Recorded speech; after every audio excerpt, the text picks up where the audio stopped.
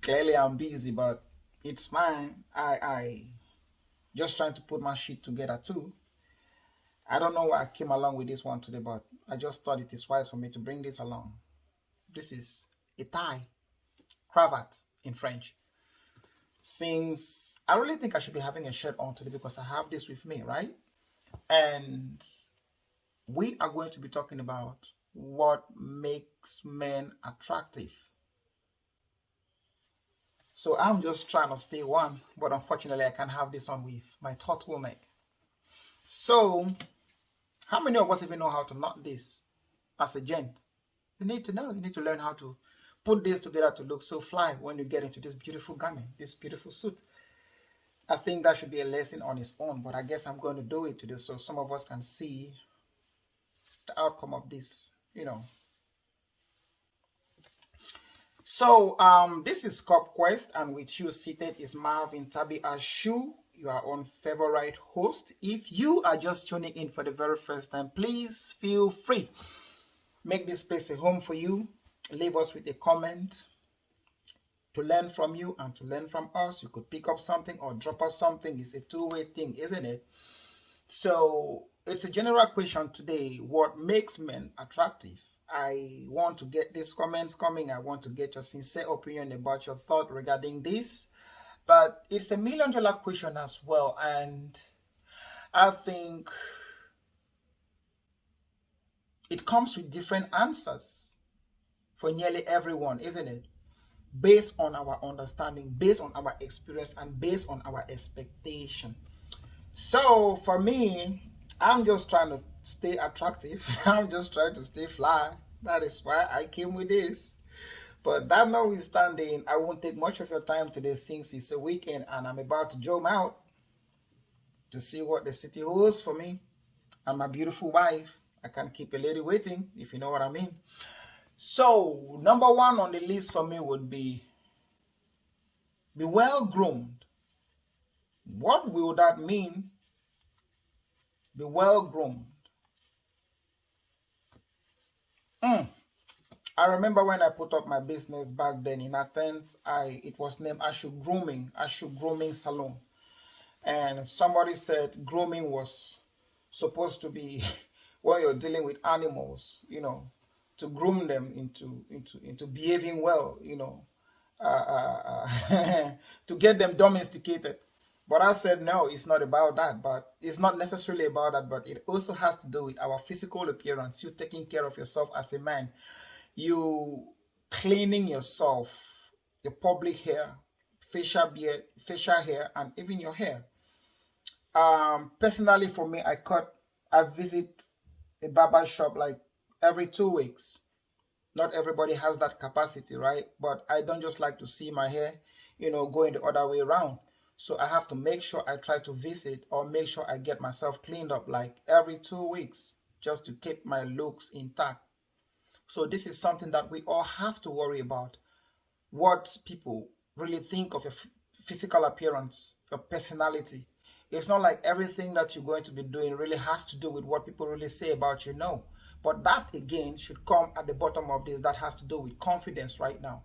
So personal grooming will mean you just cleaning up yourself, taking care of your personal self, your true self, both internally and physically. Now, I just talked about me visiting the barber shop like every 2 weeks to get my hair cut, get my beard together. And those who really want to grow their beard, it's a good thing to grow your beard, but do you have what it takes to polish up the beard?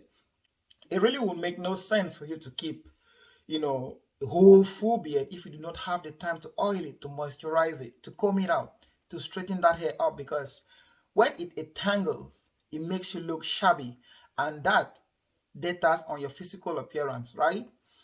I won't worry if a guy keeps dread. I won't worry if you really like braid your hair as much as you can put it together because it makes no sense again to keep the hair and then you end up looking shabby. Your dread is looking so dirty, your hair is unkept, and nah, I'm not looking down on anybody here, but we are talking about what makes men attractive.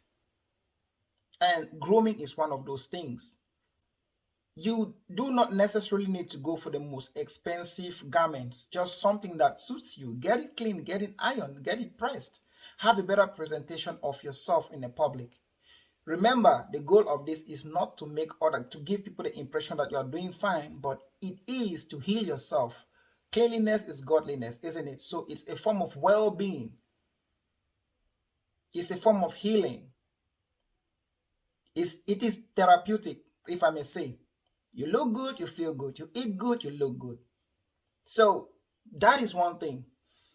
Your little, hygiene routine, your personal hygiene routine, how much you clean yourself every week, mask on your face, clean your neck, because sometimes because of the machine and some kind of infection, we end up having bumps. But having bumps, what do you do after that? There is also a follow-up treatment for you to eradicate those things, because it doesn't speak well to look at your neck, having all these bumps on it, the back of your head having all these bumps. You have blackheads all over your face. It plays with your physical appearance negatively. So there is a need for us to pay attention to some of these things. Your little cream, your hygiene routine after work, what you do on your face, on your neck to keep it clean and to keep it moisturized. Your perfumes or your colognes, all those things really has a lot to do. How you smell will attract people closer to you. Sometimes we really need to pay attention to our breath because of what we eat, and we don't really have time to brush up properly. 2 minutes is not enough to remove all these, these things that is stuck in between our teeth. So we need extra time to put all those things together. So when you come back from work, I think you should take like 2-3 minutes to make sure you flush off all these things. That is point number one, that has to do with be well groomed, your own personal grooming, your own personal hygiene routine. It has a lot to play. Number two will be intimate. When I say intimate, it doesn't necessitate that sexually with people, but again, it only means how connected you are to others, the attention that you pay to people when they say something to you, the willingness for you to jump in and give them the necessary assistance that they want also makes you look attractive. We cannot always be passive and be self-centered, right? So sometimes you just being there, giving a listening ears to people, help them feel themselves, actually makes you worthy to be around, and that makes you attractive. Be helpful, be communicative, have listening ears, be a problem solver. People always come close to you looking for answers, looking for solution. The other point that I have to say on this subject would be passionate. Be passionate, be passionate. How many of you have been around people whom you just sit with, and then you started something, you went on a venture, and then the next day they are nowhere to be found, and you ask them about that particular project, they have nothing to say, they are gone. Like, they want to do everything at once, but nothing is happening. None is moving forward. Things like that are not good. It doesn't speak well of your personality. You become untrustworthy. And if you're untrustworthy, people don't want to come close to you because they know that you are very, very unreliable. That, again, datas on your own physical appearance as a person. Unreliable people need not to be kept, right? Look at that. What do you think? Can you do this as a gent? It's a homework for you. Please, very, very necessary. Whether you are a suit user or a tie user, a formal person or a casual person, I think as a man, you need to know how to put this together. This is Burberry, yeah? London. I'm just saying.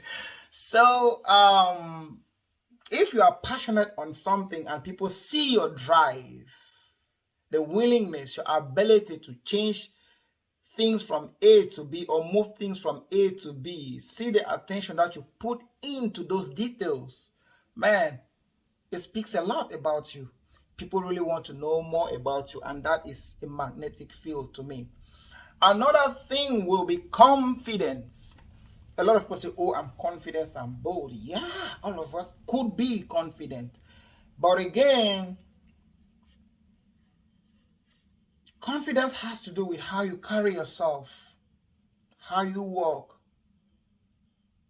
shoulders back, Head up, walk into the crowd and keeping eye contact and talk to people, give a handshake, a firm stand on everything that you do, and be direct and audible in your words. That makes you confident. Nobody wants to be around people that are so shy. Each time that you get into a crowd, you just get sucked in the crowd. It says something about weakness about you, like this guy is weak, or he doesn't know what he's doing, he's not sure of himself. And it is problematic as a man for you to be in that space. When you are confident, people tend to believe that you are intelligent. And intelligence is something that everybody wants to be associated to or associated with, right? So that is another point. How you handle situation, go for things, a go-getter, a decision maker, that go-to guy in a room. It's you. It has to be you. It has to be you, and that makes you attractive. Because if you have that capacity, to move up to people, talk to people, handshake, and hold a reasonable conversation, suck people into your energy, into your space, it means you are confident and you become attractive. Attractive. That's the subject. And yeah, I think I like how it came out. Yeah, so I think that is what I had to share with us today regarding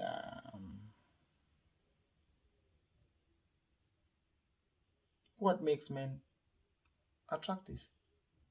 See us again next time. I remain blessed. Have a wonderful weekend. Bye.